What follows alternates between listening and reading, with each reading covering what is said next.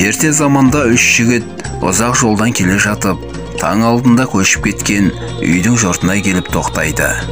Үйдің орнына қарап тұрған біреусі, осы көшкен үйдің не бойжеткен қызы, не аяғы ауыр келіні болу керек дейді. Олар көш сүрлеумен келе жатып, үйдің керегесін керіп, шаңырағын көтеріп оқ шаншып жатқан жаңа қоныстанушыларға кездеседі. Әлгі жігіт айтқандай 17-18 жас шамасындағы бойжеткен қыз әке-шешесіне көмектесіп жүр екен. Жолаушылар бір-біріне қарап, сапарлас жігіттің тапқырлығын әңгіме етіп, бойжеткен қызы бар екенін қалай білдің деп сұрайды. Сонда жігіт тұрып, жатарда кемпір шал жүктің үстінде жатқанда қыз жердегі бір бума қамыстың үстіне жайғасқан. Бойжеткен ұйықтап жатып, керілгенде қамыс аяғымен сырғып түскен. Аяғы ауыр әйелде ұйықтағанда осындай күйге түседі. Жұртта қалған қамыстан соны байқадым дейді. Осы кезде үйге қыз кіріп келіп, жолаушылардың ортасына бір үлкен кесені төңкеріп шығып кетеді. Қыз кетісімен үшеуі осы кесенің астында қандай зат бар деп таласады. Біреуі тұрып, мұның ішінде ақ зат бар десе, екіншісі жоқ, мұның астындағы қызыл зат дейді. Алғашқы білгір жігіт, олай болса қызыл анар болды ғой деп, кесені көтеріп көрсе, шынында да бұзылмаған анар екен. Қонақтарға шай жасауға келген қыз кесемен анарды алып шығады да, қайта кіріп дастархан жайып, шай құйып беріп отырады.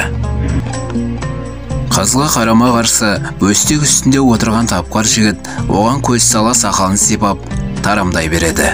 Мұны байқап отырған бойжеткен жігітке қарап шашын сипайды. Жолаушы жігіт енді өзі отырған астындағы бөстектің жүнін сыпыра сипайды.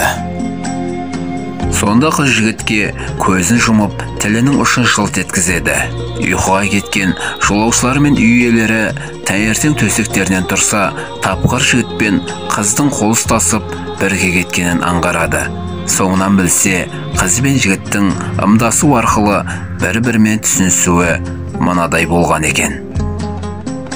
Кесе астындағы анардан мен әлі анардай бұзылмаған қызбын деген мағынаны білдіргенін түсінген жігіт қызға көрсете сақалын сипағаны, әкеңе сақалымдай мал берсем берер ме екен дегені, қыздың шашын сипағаны, шашымдай мал берсең береді дегенді ұқтырады.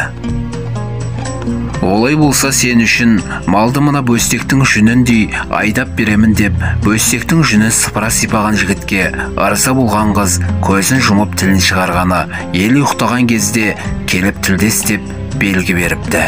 Осылайша бір-бірімен ақылы тең екі жас қосылып, мұрат мақсаттарына жетіпті дейді. YouTube каналға тіркеліп алыңыздар. Алдағы уақытта ұзақ әңгімелерді сол жерден тыңдай аласыздар. TikTok 5 минуттан артық қабылдамайды. Сондықтан YouTube каналға салуға мәжбүрмін. Білгенге маржан сақтап ал деп жазсаңыздар, YouTube каналды таба аласыздар.